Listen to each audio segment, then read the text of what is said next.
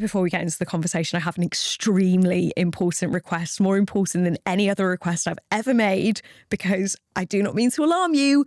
We have been nominated for Podcast of the Year. To win, I'm going to need every single one of your votes. This will take you 1 minute max. Really, really, really would love it if you clicked Her Discussions on the link in the description, as if you haven't already done enough for me by listening to these episodes. But I would just so appreciate that 1 minute of your time to vote so that we can possibly win this award. Thank you so much. And we'll now get into the episode. We're going to come on to underfueling and what healthy really means a little bit later on. But before we come on to that, I'd love to understand how you got to where you are now, because from what I've heard, you have had an extremely interesting career. But starting at the beginning, growing up, what did food and exercise mean for you? My mum and dad are Indian, and I grew up in a home environment where food was very much the way in which love was shown. So my mum's a feeder, and she definitely fed us. There's no doubt about it. So food's always been central, I guess. But I suppose there were some kind of challenges in the sense of, obviously, I was born in this country. I'm very much British, but obviously born to two parents that are Indian. And so I was brought up on a very Indian-based diet. But when I went to school, things changed, and there was lots of input, like also Western input. And I guess you just don't want to be the kid that doesn't belong, right? So I think it was quite challenging. Like I always felt a bit, I suppose I always felt a little bit insecure about my place, particularly in school. I struggled to make friends. But yeah, I guess food was really important to my mum from that point of view. Exercise, I've always been active. Like the very first pictures of me, I was always dancing. I did a lot of swimming. So I was one of those kids that swam from the age of 6 until I was 12, 13. Always played hockey, always played netball. Was really, really, and I did loads of dancing. Like got multiple little plastic trophies somewhere hidden in someone's garage that, so I've always been really, really active. Obviously, with all the knowledge I've got now, I think being active, and particularly things like dancing, was a really good way for me to connect with myself. So like if we think about sort of a somatic response, it was a really good way for me to feel calm, if I'm honest. I mean, I grew up in the 80s, so racism was a big problem. I did experience a lot of racism. I've spoken about this before. I was also sadly a victim of sexual abuse. So there was lots of stuff going on that was difficult. And I guess that then did feed into my food story in the sense of age 13, I did develop an eating disorder. I guess in response to all of this, my parents, they did their best for us, but they were also very critical. So there was lots going on. And I guess all these things fed into behaviors that weren't always great for my health at the time. I was never really interested in becoming a dietitian, I'll be honest. Like that wasn't where I thought I was going. I love writing, and obviously I have written several books now, but I always wanted to be a journalist. But again, I also wanted to make my mum and dad happy, and they very much wanted me to do science. Like I think my parents would have loved it if I'd become a doctor, but that was definitely not what I wanted to do. I just didn't want the pressure, I don't think. And I probably was a bit rebellious. I've always been known for being rebellious, and I think it was just because it was kind of like, that's what you'll do. I was like, it's not what I'm doing. So I did science at A-level, didn't really know what I was going to do with it, but just did it because it made everybody happy, and ended up actually really enjoying biology and thinking, this could be cool. This could be something I could do. And then I had some really great teachers. I'm not going to lie. I had some really good teachers who really nurtured me, really mentored me well, and helped me to appreciate who I was, what my skill sets were, told me definitely not to do maths. I ended up doing a biochemistry degree. So that's what I ended up doing, was an undergrad in biochemistry, and I loved it. I'm not going to lie, I absolutely loved it. It was definitely the right decision for me. I find actually understanding how the body works at that cellular level really interesting. And also now, subsequently, I've also gone on to understand how the body works from a psychological point of view as well, like from a human behavior point of view. And you put those two things together and you create the perfect environment to be holistic in your approach, which is obviously what I try and do. So I did this biochemistry degree, came out of it thinking, now what? And again, very lucky, great mentor who suggested dietetics, had no idea what it was, like literally no idea, but went to like do some work experience and then was like, yeah, this is cool. This is like clinical, but it's not like, you know, too intense. So that's what I did. I became a dietitian. I did a postgrad in dietetics, got my first job at St. George's in Tooting. And dietetics is very similar to like being a junior doctor. You basically rotate around, you build up your expertise and your specialisms, and you kind of go through rotations every 18 months. So by the time I had been in the system, in the NHS system for like 7 years, 7 years, I was a pediatric dietitian specializing in eating disorders, but that wasn't really ever been on the cards. So having had my own experience of an eating disorder, I was like, I'm never working in this. But the way in which it happened was I was a general pediatric dietitian. We kept getting lots of youngsters coming on the ward and nobody could get through to them but me. And that's not an arrogance. I think it's just when you've been through something, when you've had that personal experience, that lived experience, but you've also got the professional training, I think it does put you in a really good stead to support someone because you can make that connection. And I remember like some of my early clients saying to me, it's like you can read my mind. And it's like, well, yeah, because I get it. I didn't say that to them, but I knew what they were experiencing because I'd been there. I guess that's where the journey started with kind of more complex eating issues. I ended up doing a few years of working in an adolescent eating disorder unit, which was, which was challenging. And I ended up leaving mainly because I had 2 small kids at home and I found it really hard to separate from being a mum to them and then going into this really intense environment where these individuals were so unwell. And I think I just couldn't do it all. I just couldn't. I genuinely put my hand up and say, I'm definitely not someone who can do it all. And I needed to prioritize my children. So I took a step away from the NHS and I didn't really know what I was going to do. I just knew that I needed a break. So I had a break for about a month because I'm also, like, I like to use my brain. I'm quite ambitious. And like I said, I've always been sporty and I'd always had this kind of thought that one day it'd be quite cool to be a sports dietitian. And maybe if I'm a sports dietitian, I won't have to deal with like really clinically sick people.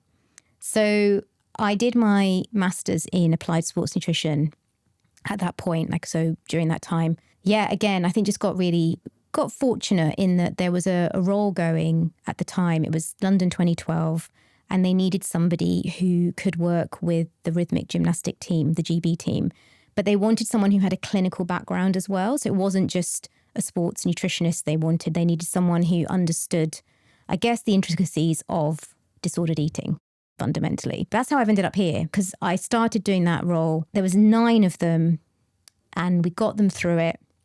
They were all safe. They're all healthy. Thank goodness. It wasn't easy. Mm. And then on the back of that, you get known for your work. And I guess subsequently I've just been offered more and more opportunities, which I've always said yes to. And yeah, I guess it was after Rio 2016 when I just was like, this wasn't the path I thought I was going to go down, but actually I can make a difference. There's a real gap between the clinical world and the sports world, and someone needs to bridge that gap. And I just felt like, okay, this is something I can do. And that's when I started up my own consultancy. And I guess the rest is history. Like this is, that people hopefully know my story. And this is where I am now, working with a real mixture of people, but still professional athletes in that mix, still obviously everyday athletes as well, but also doing a lot of consultancy for brands and, even national governing bodies. So yeah, it's been a journey, but it's been an interesting journey. I want to pull up something that you said about working on a paediatric unit, because one of my most memorable experiences from medical school was on my paediatric placement, and it was in about third year, and I had this vision in my head of what like a paediatric unit in a hospital would be like, lots of little sick babies with coughs and colds and maybe a bit of a bad tummy. I've had my own issues with eating and body image, and walking onto the ward, and we do the ward round, and an alarming proportion of the children on the ward were girls as young as 9, up to maybe teenagers with eating disorders. And I thought, this is not what I thought. It was really striking to me. And then you also spoke about the rhythmic gymnastics, and we know sports gymnastics, running as well. These are sports where eating disorders are rife, and there's these old, outdated beliefs that your performance is linked to being a smaller weight. I was just wondering if you have any hypotheses, possibly, about why eating disorders in young girls we think are going up.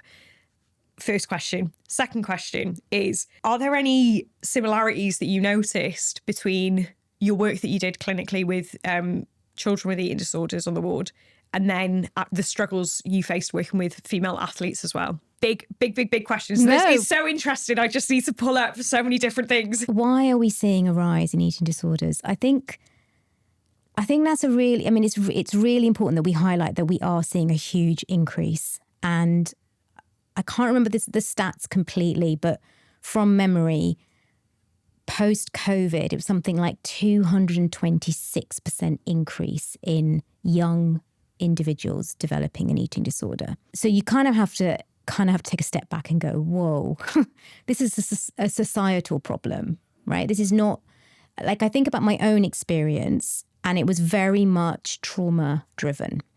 It was, I wanted to make my body as small and as insignificant as I had been made to feel. There was a very key pathway as such. And while I'm not saying that doesn't exist, I think there are still many individuals that do use food and our bodies as a way of coping, when we go through something incredibly traumatic and difficult. And it doesn't have to be as traumatic as sexual abuse. It can be, it's something that's it's like an overwhelming experience for you, whether that could be bullying, that could be loss. I mean, anything really that's overwhelming for you. It could even just be like a change in circumstance, like, you get moved from a school to a different school. Like, these are really, like, when you're younger, these are really, really monumental, and they often go unresolved. And when you're young, you don't have the maturity and the toolkits. And so a lot of it does depend also on what support you have around you. And again, this is not about apportioning blame to parents or guardians. It's just about helping people to recognize that sometimes when you don't have the appropriate nurturing support around you, or even I've had situations with clients where they've had an incredibly nurturing environment, but almost they haven't been taught how to deal with failure because they've just been like sheltered from it. So both can be difficult. You need that you need both sides of the parenting, I guess, the parenting relationships, right? You need that, not necessarily critical parent, but you need a nurturing parent, and you need a parent that can help with boundaries. Yeah.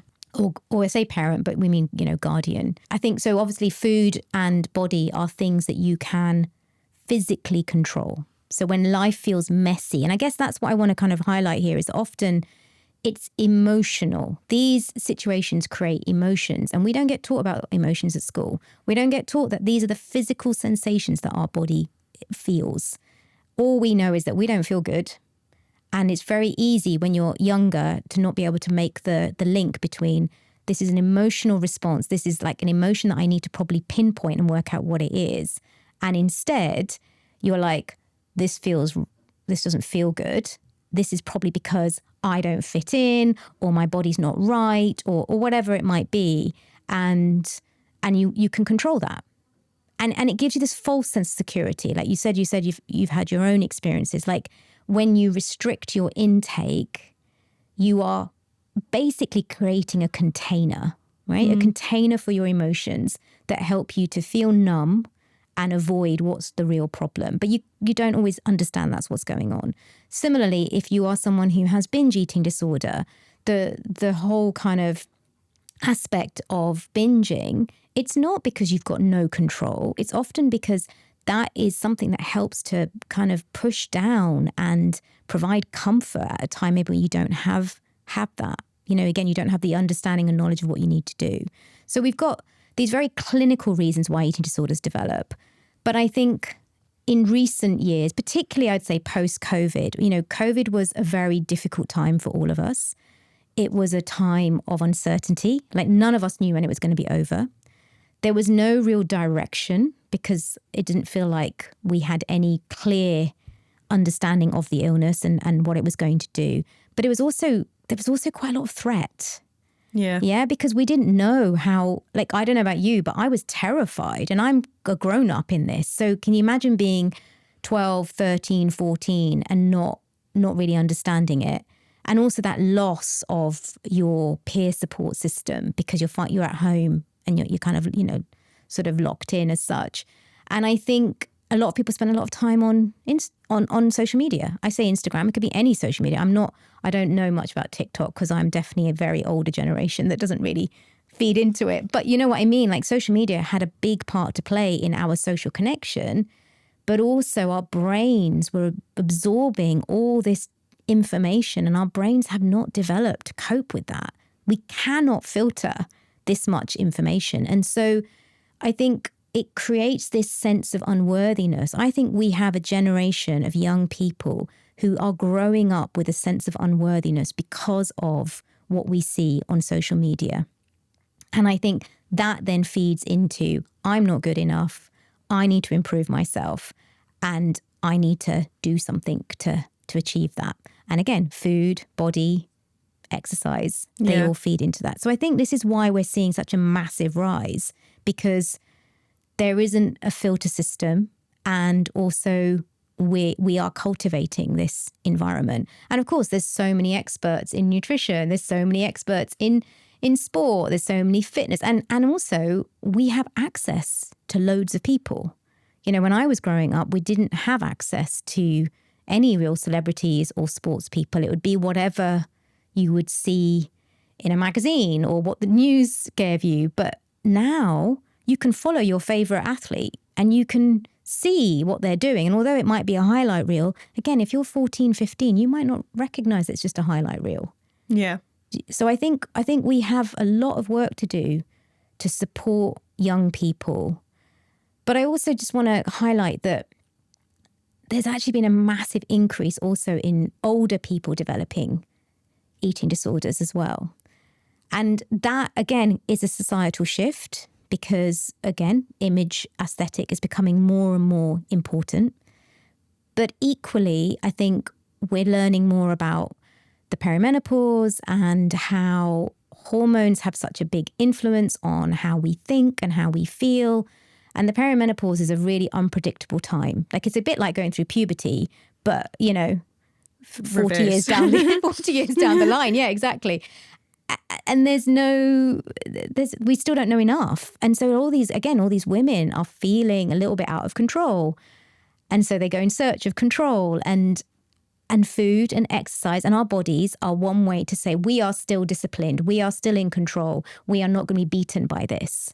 But again, all these behaviors can then get out of hand and become problematic. So there's many reasons, but I would say society has a huge part to play in why we have such a big problem in the Western world when it comes to eating disorders. Have you been following the Ariana Grande discourse by any chance? I think it's a really challenging conversation to bring up because I watched quite a nuanced conversation about it the other day, talking about how there are absolutely negatives for talking about an individual's body. That shouldn't be something that we take lightly. But there are positives to be had, acknowledging not just what we're viewing happening to that single individual's body, but actually what we're viewing on broader scale of a lot of celebrities, a lot of high profile women who seems to be shrinking in front of our eyes. There are damages to be done talking about an individual's body, but it feels neglectful to not acknowledge that trend that we're witnessing. I'm not a professional in that area, but would you have any thoughts? Yeah, I mean, I always say this, that as soon as you have a following, you have a responsibility, right? And I struggle with it. I struggle with watching the world shrink quite literally in front of my eyes. And I also watch it filter down in my clinic, and I see the direct consequence of these behaviors. And obviously I work with people who don't always have the wraparound support that maybe some of these celebrities do have, or their lives are they're very different to the lives of the people I work with. So I think I absolutely agree that we should never, ever comment on how someone looks, because in my book, what you look like really is the least interesting thing about you. It really is. Like, it doesn't give you any indicator of what that person's like. I always say to my clients, when you go to a party, do you go in and say, "Hi, my name's Renee and I weigh X amount"? Of course you don't, because it's not relevant to who you are as a person, and I think, so it's difficult. I totally see it, but I can also see why people are getting scared, because it is a worry, particularly in the world that I work in. I am quite literally seeing it filter down. I've had clients who are using GLP-1s to maintain a very, very low body weight, which is not acceptable. I say acceptable, it's not appropriate for them. And we're seeing the health consequences of that. Like, we're seeing literally deranged liver function tests. We're seeing, issues with gut health. We're seeing hormonal concerns, because these women and men do not need to be on these products. But if you can access them, which we know, it doesn't matter what we say about prescription, people can access them. We know that 95% of GLP-1s are bought on private prescription. 95%? 95%. Oh my God. So it's problematic for me. This debate around GLP-1s. Like, I feel you can probably hear it in my voice. I get really passionate about this because I feel really strongly. Yes, we've got this big pharma who, someone has decided this is a great heroic product that is going to help obesity, except it's doing more than that, right? It's causing... not being used No. for obesity in a lot of cases. Yeah, exactly. And nobody is talking about the long-term consequences and how this is going to come back and bite us all in the bum, because, you're going to have these women and men who are holding these very low body fat percentages, holding these very low body fat, these very low body weights, and their body is quite literally going into low energy availability, which is obviously my area of expertise. And you're going to start seeing the presentations that we see in athletes, in the fact that they will have, if you want to call it REDs, that's what they'll have. And that is like a multi-system problem. Physiologically, it is shutting down pretty much every single biological process in the body. So these people in 2 years, 3 years, maybe 5 years, if we're lucky, will be presenting in front of medics saying, "I've got digestive issue problems," or "I've got hormonal problems, I can't fall pregnant now," or whatever it might be, because they are quite literally doing this to themselves. That's what I struggle with, is like, and whose responsibility is it? Maybe it is Big Pharma's responsibility to say, actually, here's a warning sign. I totally don't have a problem with GLP-1 being used properly. Yeah. I really don't. I can see how they would really benefit some people who have tried everything and this is the only thing they can do that can at least help the process, in that it helps them on their journey. But they also still need the wraparound. Yeah. They still need to be told, they need to be encouraged to move their bodies a bit more. I'm not saying extreme, but a bit. They need to understand how to eat in a way that is going to be more nutrient dense. They need they need that. And not everybody's getting that either. My biggest worry is when you're suppressing someone's appetite in that way, there needs to be that education around, okay, well, actually every single calorie that you really need to make those calories count now, otherwise you're going to see the issues with your gut health. We don't have a vast amounts of data on their use in healthy weight individuals, but that's where a lot of them are being used. Yeah. And I think that's my concern too. Like, we don't have any data on that. Like, the long-term use, even in the obese population, we don't have the long-term studies. We don't have like a 17-year study of how this affects them. So, like, yes, it's heralded as this wonder product, but actually I think it's going to cause us more problems in the long run. Yeah. And I feel really scared, especially now that I'm starting to see it in my clinic. I'm like, I don't know what to do with this. Like, quite literally, I am I am an experienced practitioner, and I don't know how to encourage someone to come off these GLP-1s, because when I suggest it, they're like, but I don't want my aesthetic to change. They literally have been put into, in some cases, medical anorexia, because their cognition has been so impacted by the weight loss. They cannot see they are not healthy. In their mind, they're healthy because they look a certain way. Their abs are on show, but actually they are really unwell.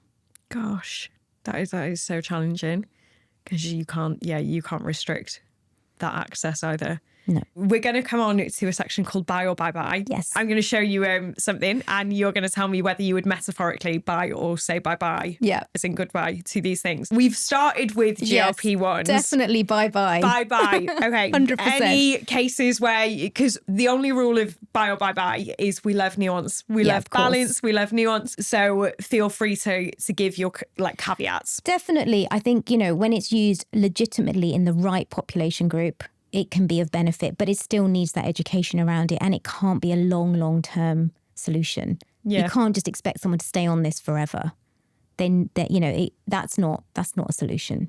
Okay. Fitness trackers. I'm going to say it's a difficult one, isn't it? I'm not a big fan of fitness trackers, so I'm probably going to say bye-bye. Yeah. But with the caveat that there are certain metrics that can be useful. So, for example, I think things like HRV can be really helpful in terms of helping people stay accountable if they listen to it. Because HRV is a really useful tool in understanding how well your autonomic nervous system is responding to stress. So if it's very low, that's kind of telling you that your body's not recovering and needs a bit of a break, needs a bit of rest, and probably isn't the best thing to go and do that high rock session. But it's whether people listen to that or not. But in terms of kind of all the other information that they provide you, there is no way that a fitness tracker can tell you how many calories you've burnt and how many calories you've consumed, because it's just impossible.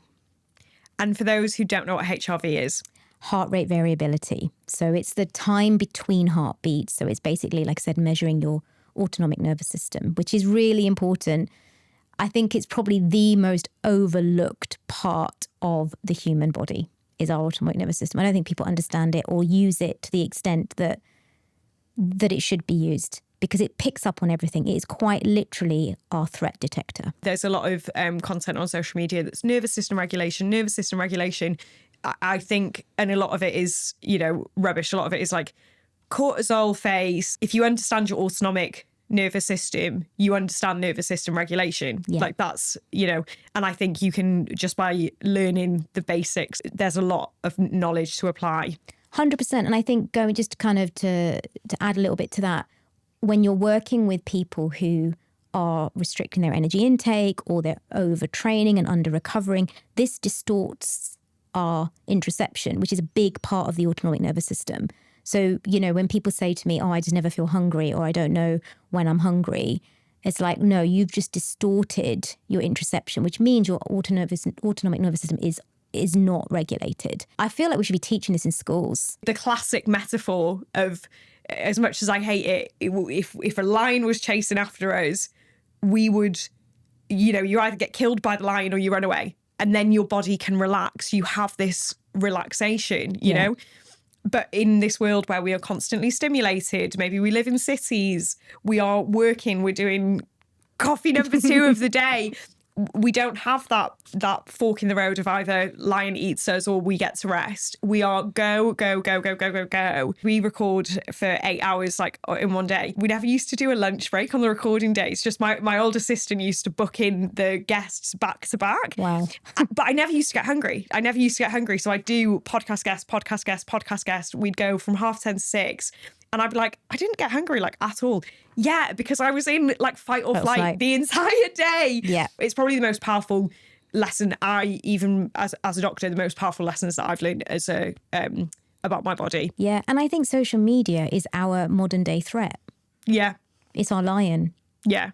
You know, if you think about the amount of time we can spend on there and the activation that occurs in you, like I know there are certain things that get me to become activated. I think, I'm not doing enough. I'm not being productive enough. I'm not achieving enough. And I have to kind of go, whoa,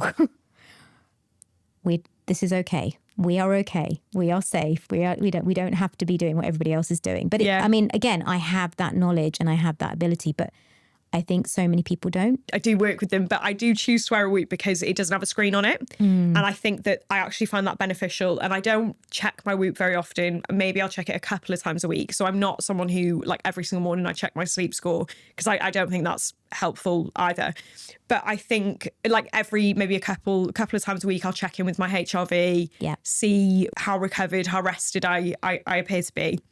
But one of the best things that I found is it looks at like your stress. So you can spot your peaks in stress. So when I had my phone stolen in London, you could literally see the point where my phone got stolen because my stress it was probably my highest stress.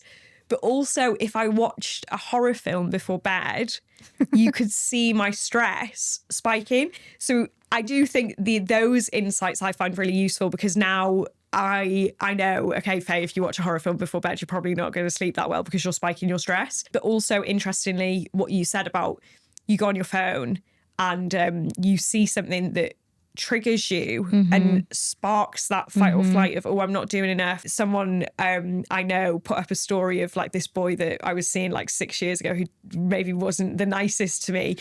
And I saw that. And again, my stress spiked.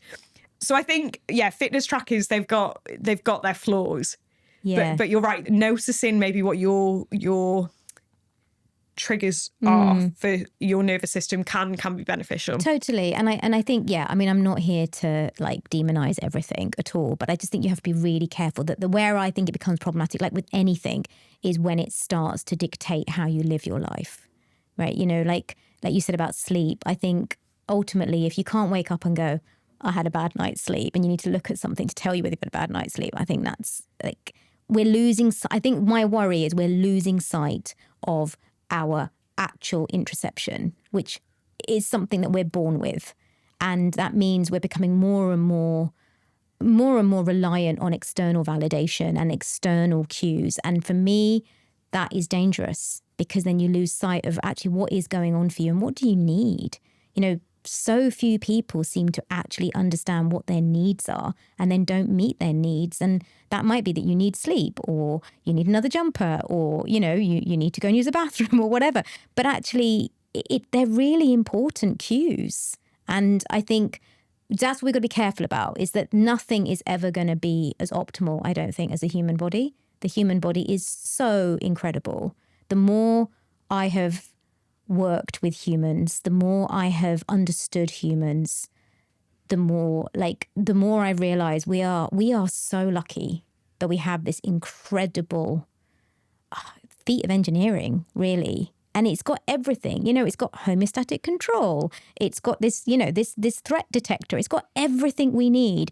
And yet we spend so much of our life trying to control it rather than listen to it.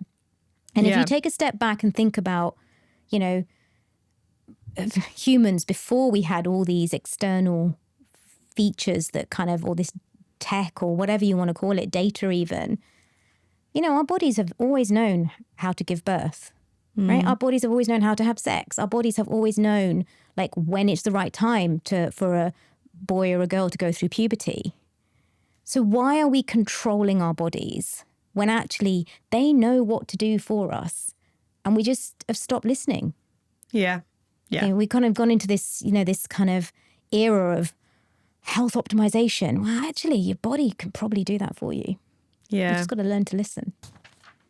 Electrolytes. So again, not an easy one to just say bye-bye. I think they have become very trendy. Obviously, as a sports dietitian, there are definitely scenarios and situations where electrolytes are really important. So, when I'm working with athletes, when they're doing long races, or if they're kind of doing a lot of training indoors, particularly in the temperatures we've had recently, then electrolytes can be really helpful.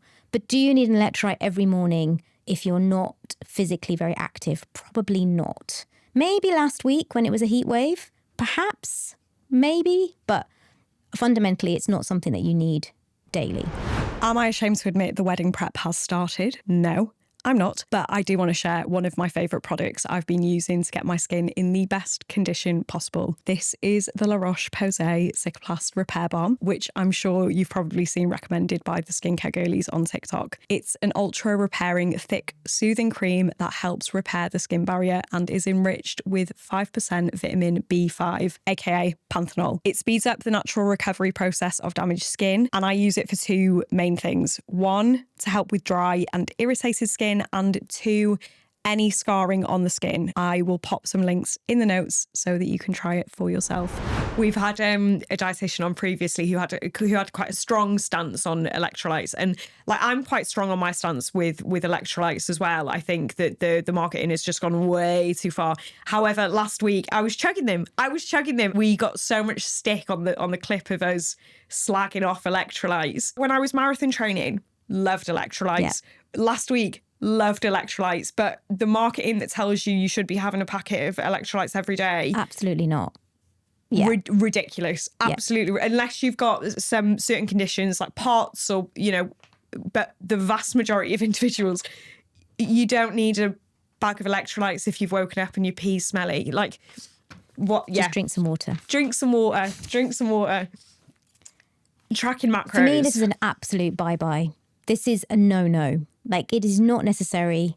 It is, again, providing you with this false sense of security that you're getting it right, and it can feed into things like orthorexia, which is, that obsession with eating correctly, which can go very wrong. So for me, it's a big no-no. Again, I go back to listen to your body. It will tell you.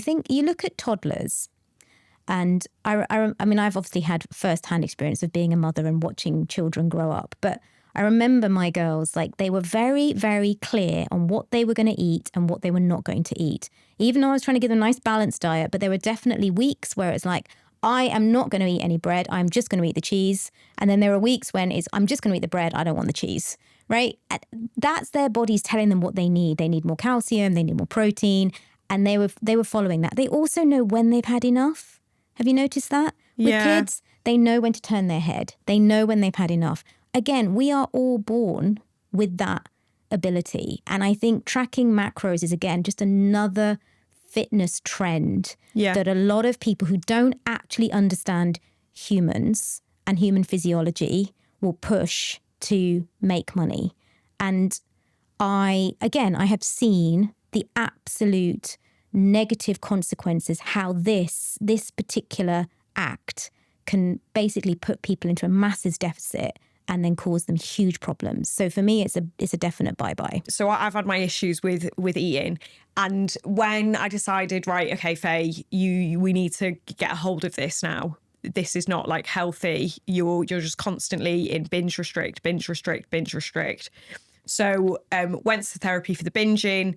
Part of the process of trying to get better was removing the restriction, that resulted in several months where I was just binging after binging, put on fairly significant weight, because I was also trying to work through these foods that I'd put as bad foods. One of the first binges I can vividly remember was going to the Tesco Express, getting a loaf of olive bread and just literally eating a whole loaf of this olive bread and butter. Absolutely delicious. But I devoured the whole loaf and I wasn't full. I didn't feel full, and it just felt like I went months and months and months where nothing made me feel full. I felt like a bottomless pit. I just could eat and eat and eat. And at the time I was at uni and delivery was flowing. It probably wasn't the most nutritious food. It sometimes feels in the current food climate that food is engineered to interrupt our society signals. Mm-hmm. This was a conversation that like you have to have quite delicately, because I don't want to bash ultra processed foods, because I think there's a lot of polarization around ultra processed foods, but there's an undeniable effect that if you're eating less processed foods, you will get full quicker than if you eat processed foods. So I guess my question is, do you think it's possible to eat intuitively and maintain a healthy, nourished body in today's food climate? I do. I think it's multifactorial. So I think we've already sort of touched on like binge eating disorder. There's an emotional element to that as well as a physiological element. And I think, again, when I'm working with people in this position, we have to tackle both sides. So from a physiological point of view, we have to help regulate their eating. And then emotionally, they have to start recognizing what are the feelings they're unwilling to feel that is causing the override in the physiology, I guess. So it's important to kind of explain that. And I think if you start to understand your relationship with food, and I think also when you start removing that deprivation mentality, but also when you start to remove the labels, as soon as you say something's bad, you're going to want it. Yeah. Right? Whereas if you just say, okay, I can have this whenever I want. And I know it's not as simple as that. It's not, but you kind of have to show your body that actually I can have, I don't know, let's say dessert and nothing bad happens. I think eating disorder recovery particularly is very, very complicated. It's really not an intellectual or a talking therapy only process. I think there's some benefit to that, but fundamentally it is a somatic response. Our relationship with food is usually around protection. It's protecting us from something. And you have to kind of understand, well, what is that somatic response that I am trying to protect myself from? What's that vulnerable part of me? And it's often shame, but it can also be, criticism. It can be rejection. It can be abandonment. It can be so many different things. And once you've started to understand that, I think that's a really big step in recovery. I'm not saying it's the be all and end all, but it's the big step. You're right. We have a lot of food available and not all food is nutrient dense. And I tend to think about food in that way, like nutrient dense or non-nutrient dense. But that doesn't mean that I can never have non-nutrient dense foods. I'm very happy to have an ice cream, or I'm very happy to have a glass of wine, or whatever it might be. I think the whole ultra-processed foods, again, is very confusing. It's not very nuanced. The arguments and the conversations are not nuanced. So, I like to describe ultra-processed foods by using an example of crisps, because ready salted crisps are not ultra-processed, whereas chili-flavored crisps are ultra-processed, right? Reason being, you can make ready salted crisps in a domestic kitchen, whereas you can't make chili-flavored crisps in a domestic kitchen because of the additional ingredient that creates the chili. It's that ingredient that's processed, as in it has to go through several types of processing to create that flavoring.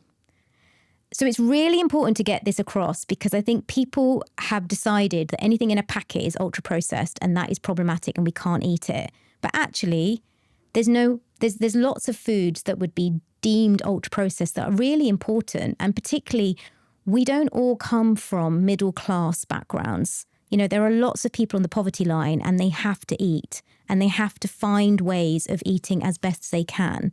So actually, from my point of view, sometimes like wholemeal sliced supermarket bread gets such a bad press. And yet we know there's a massive study that shows the whole grain component of that bread is actually a health benefit. But again, nobody talks about that because everybody is obsessed. And I think again, it's hard. I mean, like I said, I'm a dietitian that has come from a very varied background.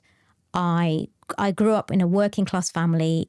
It wasn't easy, but my mum did generally, create food from scratch because that was how you made curries. But I think it's really important to recognize that there are lots of people giving advice on nutrition.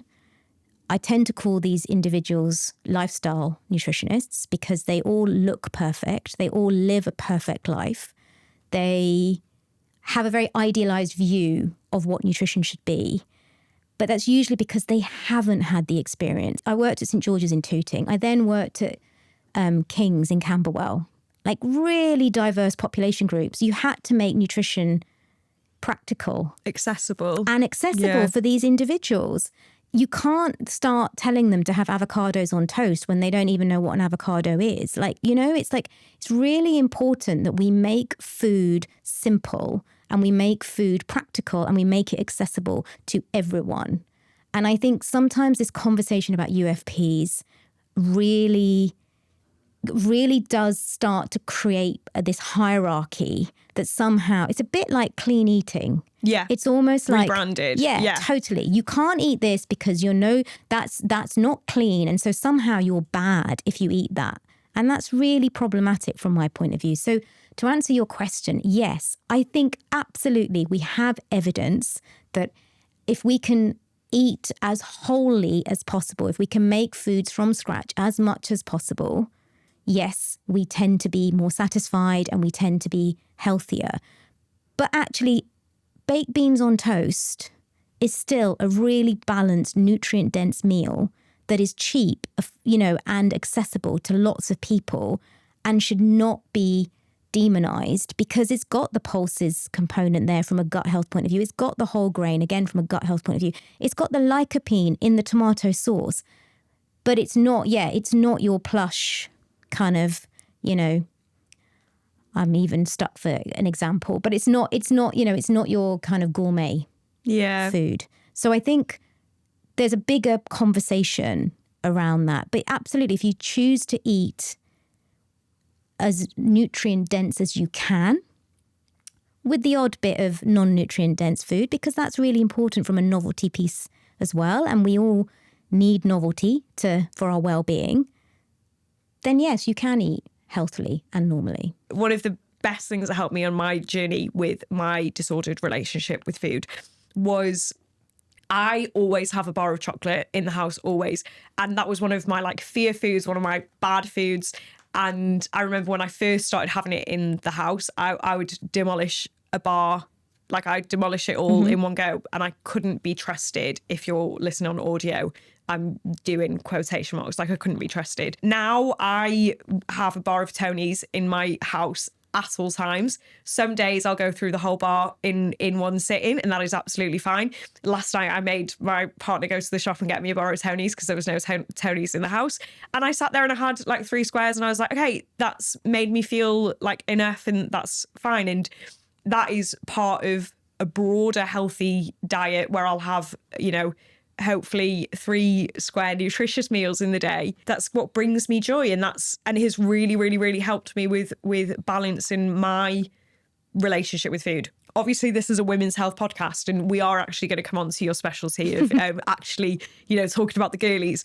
But I'm interested to know how many men you work with, because I think that tracking macros, there's so many men that I've met who I see a lot of the same features of disordered eating that I had, but the male version seems to be tracking macros. So I'd love to know if you've noticed any patterns in men. Definitely. Working with men and women is actually, they're very different. Men are very data driven. So I'm not saying women are not, but men are very data driven. They want a lot of certainty. So this is why I think they like the macros, because in their mind, they'll be like, right, if you tell me how many grams of protein I need, how many grams of carbs I need, how many calories I need, then I'll just do it. And I can get on board if someone's very, very active, then yes, absolutely. We know that from a sports nutrition point of view, we do work in grams per kilo, particularly of things like carbohydrates and protein and fat to a certain degree, because it does help to ensure that we're providing the body with the nutrition that it requires to do the activity that they're going to participate in. The calorie bit's really problematic for me because, calories are not equal, but also calories are really, really inaccurate. Because if you think about like this science that came out way before I was a student, and let's face it, I've been a dietitian for a long time, and this science that came out has never been challenged. And we think about food, the calorie value of food. The way in which it was calculated was you put 100 grams of this food into a calorimeter, you burnt it, and that was the energy that was yielded from it. That's what the calorie value is. Except humans are not calorimeters, right? We are complex beings with multiple processes going on internally. And there's a lot of foods we cannot digest fully, which means we do not get that full requirement. So one of the biggest mistakes I see when people are tracking, particularly if they're tracking calories, is that they count every single thing, including all the fiber that is not digestible, which is really important, but it's not digestible. So it's not delivering energy. So in the sports world and the fitness world that I work in, often people are counting like the carbohydrate from vegetables, for example, but that's not delivering the energy to their muscles. And this is why so many people end up in low energy availability and then potentially into REDs, because it's just an inaccuracy. And this is why I said to you, like, counting calories is completely pointless. Why even using your fitness tracker to count calories is pointless because you just don't know. I always use this as an example. About 3 years ago, I went to Nepal to do a trail race, like a stage race. And the final day had come and we had to get back to Kathmandu. But the flight we were meant to get was cancelled, which is always the way in Nepal. But that was fine. So we ended up all in jeeps. And I sat in this jeep for 6 hours to get back to Kathmandu. So didn't do any movement whatsoever. 2 hours into the ride, my watch told me that I'd done 10,000 steps. Right? It's really important. I'm not saying don't have your watches, but just be really mindful that these products are sold to us. And actually, they're not always as accurate as we believe them to be. So by all means, use them as a crude value. But please don't be like wedded to them because they will potentially give you inaccuracies. Ice baths. I don't really have an opinion on this that much. I mean, the science chops and changes. I mean, I was out in the lakes at the weekend and we did go for a nice cold dip and it was just very refreshing. I think there's a difference between like cold dips and wild swimming and an ice bath. Generally speaking, from my understanding of the latest literature is that there's not really any benefit from a post-training point of view. It's probably not going to do much for you from a inflammatory point of view. But I think there's a lot of benefit to wild swimming, which we're seeing more and more evidence for that. So slightly different, but so I guess it's a bye-bye. Yeah. Yeah. Creatine for women. Yeah, so this is an interesting one for me because as someone who has sort of followed the journey of creatine, and obviously it's a supplement that I have used with athletes in the past, but generally speaking in people who do repeated sprint type activity. So I do use it, like I use it with my ballet dancers, I've used it with gymnasts, I've used it with hockey players, football players. I've never used it in the endurance world because there just hasn't been enough evidence to use it. And there still really isn't enough evidence to use it from an endurance point of view. However, most people that participate in endurance activity will probably do shorter interval type training as well for their overall endurance. So there may be some benefit from that point of view. But creatine specifically for women, and I'm going to say this as a perimenopausal woman, is that actually there is some very good literature and emerging evidence that it can be very helpful. Particularly, we're at the stage of life where our lean muscle mass can decrease, especially if, even if you are being active, it can still decrease. But also there's been some really good evidence around how it can help from the sort of brain fog cognitive point of view. So I'm going to say, yes, we'll buy that. I think we still need more evidence on all women. Yeah. But particularly the perimenopausal demographic, there are definitely some benefits. Have you read much on the literature about women with endometriosis?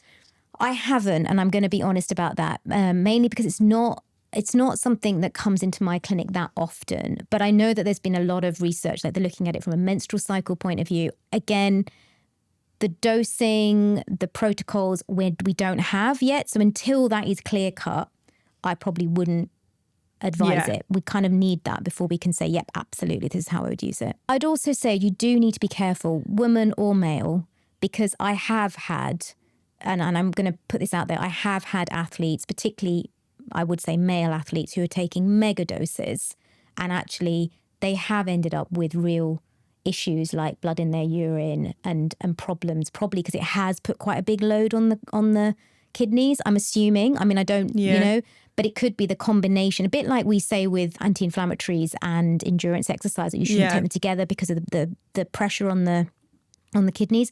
I wonder if there's something on that. If you've done a very high intensity training load and you've taken a mega dose of creatine, I can imagine that being potentially problematic. So I think just be careful. And with the perimenopause, it is a low dose. It's not a big, massive dose. It's like 3 to 5 grams daily. Yeah. So it's not really an issue from that point of view. What do you think are the biggest misunderstandings women have about their eating? I think, we've talked about some of it already. I think the biggest issue is women don't understand just how much nutrition, particularly how much energy they do need. And I think the narrative has always been move more, eat less. And I think the other thing is that a lot of women participate in sport or activity usually for an aesthetic outcome. Whereas actually when you start participating in sport for performance, you really have to pay attention. And I'm not saying that I'm not agreeing with women taking up sport from an aesthetic point of view, but I think that is the problem. And then that obviously feeds into the fear, particularly when it comes to carbohydrate. And I think there are nutrition approaches which are very focused on the fiber content of food and pushing fiber from a gut health point of view, but not recognizing that when you've got very active women, they do need carbohydrate. And one of the things that I've really struggled with is this whole glucose monitoring sort of trend, because, and again, you're a doctor, so you'll have more understanding than me to a certain degree, but blood sugar is not just controlled by food. Blood sugar is controlled by our hormones. Blood sugar can be affected by being dehydrated. It can be affected by stress. Yeah. Right? Like when you're stressed, you get a massive peak. And even when you're exercising, it changes. So when you first start exercising, you will absolutely see a rise in your blood glucose, because that is what physiology does. Yeah. It basically releases glucose into the bloodstream to then direct it to the muscles that need it. Yeah. It is not problematic. Also, it's really not problematic if our blood glucose sits outside of the normal range every now and again.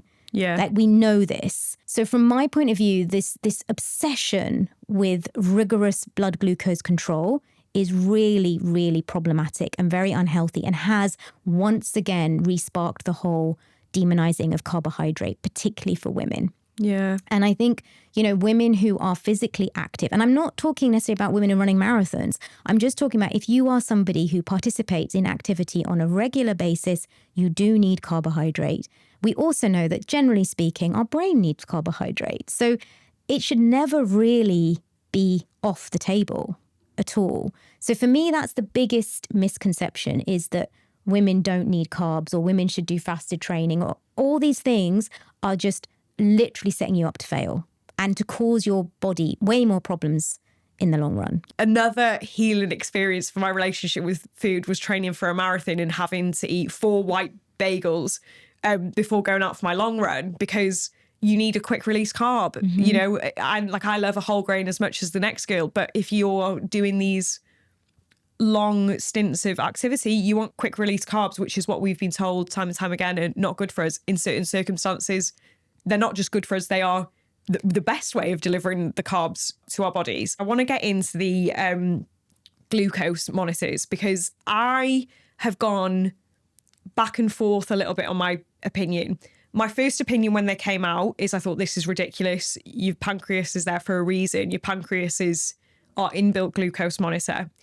However, my opinion shifted slightly when I had a couple of lectures on my women's health masters talking about insulin resistance, not just in PMOS or formerly PCOS, but actually how blood sugar issues might be under-recognized in a lot of women as a component for mood changes. Obviously, there is PMOS where we know that there are issues with blood sugar regulation, but actually there is a spectrum on which all of our blood sugar regulation sits. And there may be an under-recognition of women who struggle with blood sugar regulation to some degree. And that shifted my perspective slightly. I spoke to a doctor who we were talking about some of symptoms I experienced premenstrually, and she basically said to me, try and do a blood sugar monitor just for a week, not forever, just do it for a week and just take note and see if there's any patterns you notice with like your mood, your energy levels, stress, certain foods that you're eating, and then take it off and never use it again. And so then that shifted my perspective slightly. I never did it. I that's on somewhere on my to-do list. And I think maybe it plays into my understanding that, women's health concerns have been dismissed and not fully taken seriously. And maybe that is a role for blood sugar in some of the symptoms we experience. But what I'd love to know is what's been your experience clinically? Are there downsides or abuses that happen with the continuous blood sugar monitoring? Yeah, I think from my perspective, it's just created more anxiety, like real anxiety, because again, people start to have this kind of belief that their numbers have to be so tightly controlled. And like I said, we have got really good data, like big whole population data that demonstrates that people who don't have diabetes can actually sit outside the kind of normal range of 5 to 7 on several occasions, not for like hours and hours and hours, but, for longer periods of time without any negative health consequences. I think the problem I have with continuously monitoring our glucose is, like I said earlier, is so many things influence it. We know our hormones influence our blood glucose. We know that, like particularly in the luteal phase of our menstrual cycle, we know that when progesterone is dominant, and particularly for some women who will have higher releases of progesterone. So again, this is the other thing, is that we're all so different and our thresholds are different. So some women will have very high levels of progesterone that's released, in their blood around, post-ovulation in that luteal phase. So that massive spike of progesterone will cause them way more problems than another woman who doesn't have that. She has a peak, but it's just not as high and she's not as sensitive. So I think to a certain degree, it's interesting because I know there's been lots of discussions around how should we eat around our menstrual cycle, and to date there is no clear evidence to suggest that we need to eat differently around our menstrual cycle. However, what I always say is that what we are learning more and more and more is how our hormones, and I'm talking about all hormones, but our reproductive hormones in particular, how they have actually quite a big impact on our brain. And a lot of them are estrogen is a big neurotransmitter. So we know they have a really big influence in also how we feel. And again, going back to emotions and the physical symptoms. And, there's estrogen has this kind of stimulating effect, whereas progesterone tends to have a little bit more of a sort of calming effect.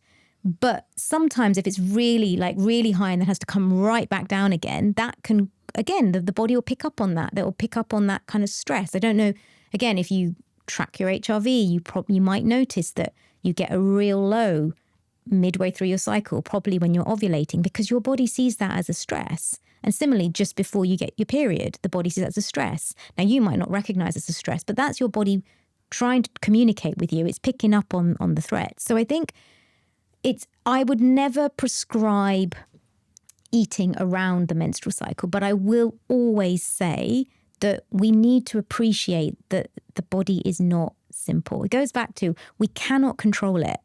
And again, that measuring of blood glucose feeds into this, I can control every aspect. Sometimes our blood sugars need to go up. Yeah. You know, and again, I want to point out something from an endurance point of view. Again, it often gets missed, is that people who participate in endurance exercise will often run slightly higher HbA1cs.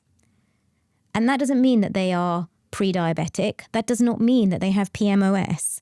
It is because they are exercising regularly, which means there was a slightly higher glucose in their bloodstream anyway, because the blood, you know, because glucose is being transferred to all the muscles. But also they tend to have the kind of disruption in their red blood cell removal. So you get quite a lot of like what we call dead red blood cells, but they're providing this slightly miscalculation of reading, which is why the HbA1c is useful, but it's not. It should not be the only indicator of insulin resistance, because it could actually be telling you something else. And I know so many people who are runners, who do endurance sport, or triathletes or cyclists, whose HbA1c is slightly higher than they think it should be, and they go into panic mode because they've been told, well, they must be pre-diabetic. And yet you look at them, you know, you look at their lifestyle and you're like, there is absolutely no way you are pre-diabetic. You know, I had a woman, she was a slightly older lady, but she was a really, like, she'd been cycling her whole life, done loads of long distance cycling. And she was told by her GP that her HbA1c was high and that she needs to cut out all sugary products. So she did. And then she ended up basically in low energy availability with REDs, no energy to do the sport she wanted to do. So when she came to me, it was like I had to unpick all of that. Now, this is the problem in going back to kind of what we talked about way at the beginning. There's a real disparity between kind of clinical knowledge and sports nutrition or sports science. And bridging that gap is going to take a lot more than just me. But it's really important that we recognize that, you know, when you have active individuals, they are very different to a sedentary population group. And so the information that they're consuming, they also need. So even like, you know, people who are listening to this, they need to recognize if you are someone that fits in the active population group, the information that is being put out there from a public health perspective, or from, as I call, the lifestyle nutritionists that maybe like make things look pretty, but that don't deliver the nutrition you need, you have to remember that your lifestyle is maybe not relevant in these conversations. So I would never, ever encourage anyone who's physically active to think about using a glucose monitor, because it's going to be distorted because of the nature of being active and how you have to eat around that activity. I think the biggest issue that we are facing, well, we are even beyond the current food climate that we're living in, is people aren't moving their bodies, you know? Well, I think it's interesting, isn't it? Because it's, and I guess it does, again, depend on where you sit. I think we have two extremes. We have the extreme, absolutely, the sedentary population who also make poor lifestyle choices. Totally agree. But then we have got another massive extreme of people overdoing it, training like professional athletes, not really eating appropriately, not resting enough. And that's another extreme. And we've got very few people who are in the middle. It's the same with body image, right? We have extremes. We have the obese population or the overweight population where people are like, there's so much stigma and shame around that, and that people are fearful of being there. But then you've got the other end of the spectrum where you've got people like prancing around in crop tops and tiny shorts with their abs on show, suggesting that that's healthy. And yet majority of these people don't have menstrual cycles. Their body fat percentage is so low that they're not healthy. And a normal body size, you know, like a normal female body fat percentage lies somewhere between 21 and 30%, depending on your age. Right? We know that, like, when the women that come to my clinic who have hypothalamic amenorrhea as a result of usually underfueling and overtraining and not recovering enough, we know that the majority of them will need to be a body fat percentage, a minimum of 21%. That's not just from my work, that is in the research. You look at all the research and it says it very clearly that 21% seems to be the minimum body fat percentage for women to be fertile. And that's still very lean. But women they're refusing that. They're like, they're not accepting it because it doesn't fit with the social ideals that we have around fitness. And so, you know, and I have this conversation even in the athletic world. You know, if you listen to some of the amazing, like some of the female athletes that have been around, like you listen to Laura Kenny, you listen to Victoria Pendleton, they had really difficult experiences. They've all been very open about their experiences in their sports. But I think a lot of the problem is it goes back to probably what you've discussed so many times on this podcast, is that women's health has been overlooked. There's not enough science in women.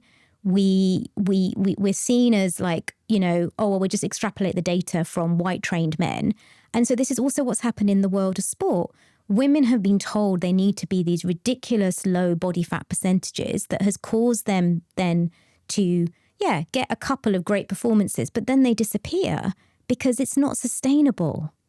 You know, we don't have any evidence to suggest that being a low body fat percentage actually improves performance.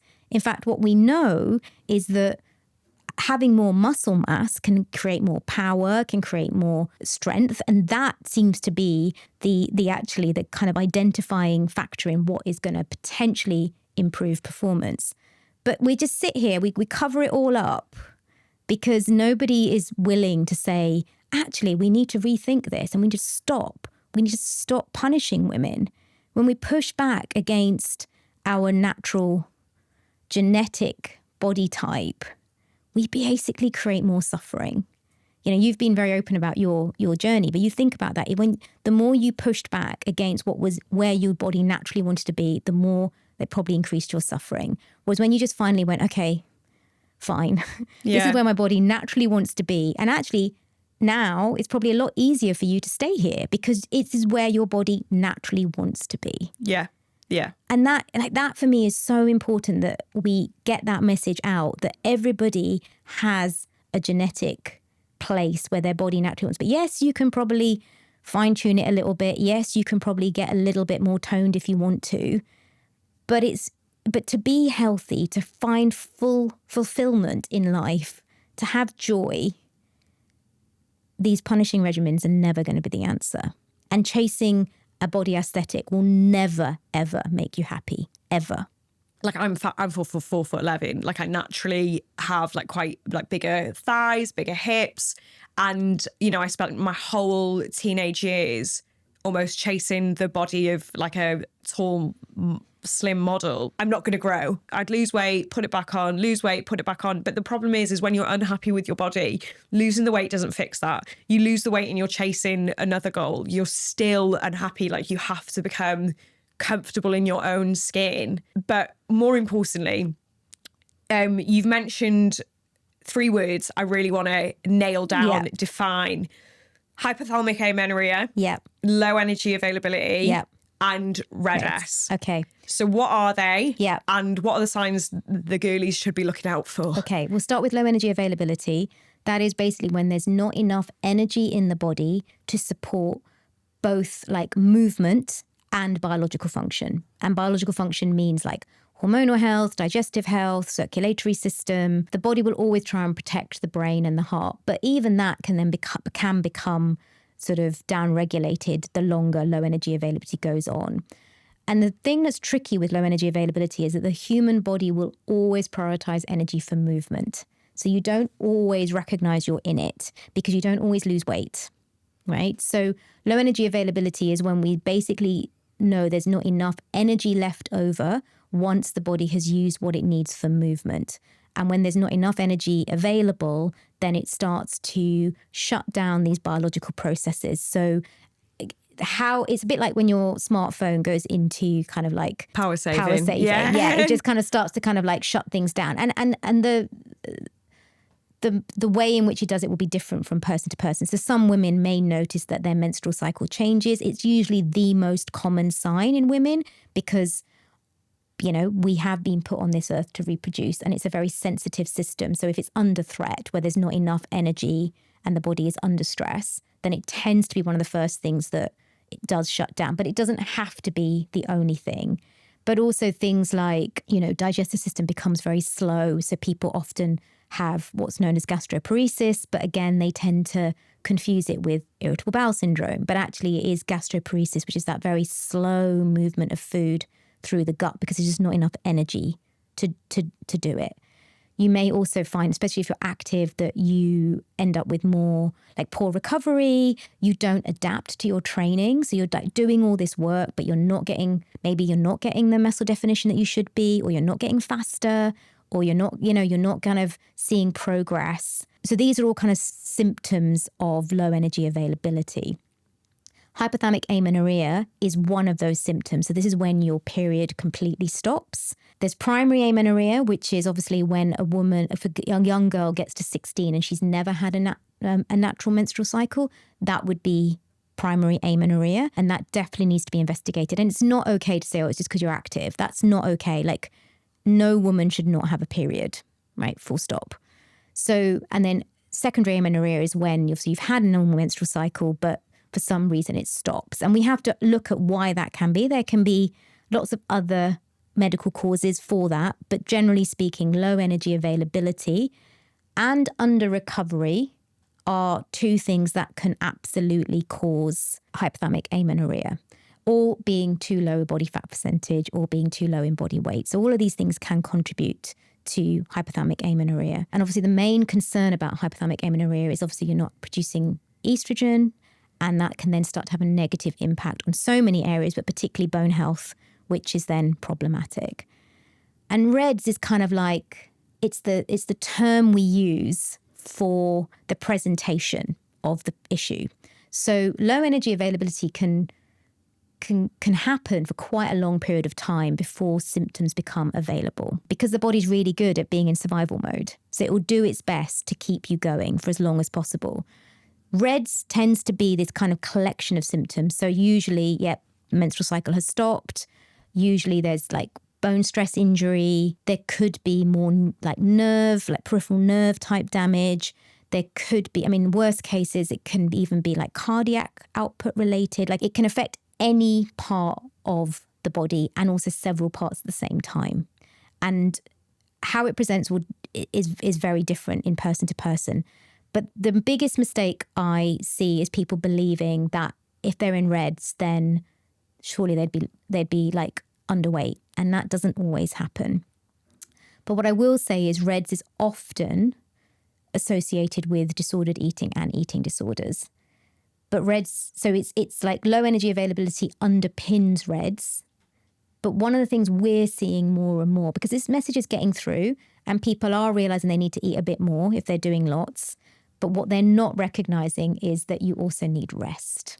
And with so many people trying to do more, not really resting enough, not regulating, all of this is then leading to REDS, which takes a long time to recover from. And again, I want to make people understand it's not as simple as like, I'll just take a few weeks off and I'll eat a bit more and I'll turn this around. Like the human body, this is where like the nervous system has really like done its job. It has absolutely gone, we are under threat. We are not happy. We are going to turn everything off, and it's going to need time to feel safe. Yeah. And only when the body feels safe will it then start to recover. Renee, it's been an absolute pleasure having you on the podcast. You're a fountain of wisdom. It's incredible. Time for the last question that we ask all our guests, and that is, what do you wish every woman knew by the time she was 25?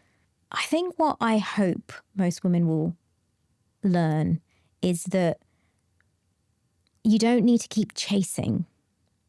Like I think we are in this very hyper achievement phase in that everybody feels they have to achieve to be seen as successful, and they keep moving forward and often living in the future rather than living in the moment. And actually it's so important, like as someone who is, now 50, looking back, I wish I'd known that at 25, that I'd probably end up where I was meant to end up without having to chase it, because that chasing has probably caused me more suffering than I realised at the time. I think that's a wonderful lesson for the listeners to take away. So thank you so much. Well, thank you so much for having me. It's been really lovely to chat to you.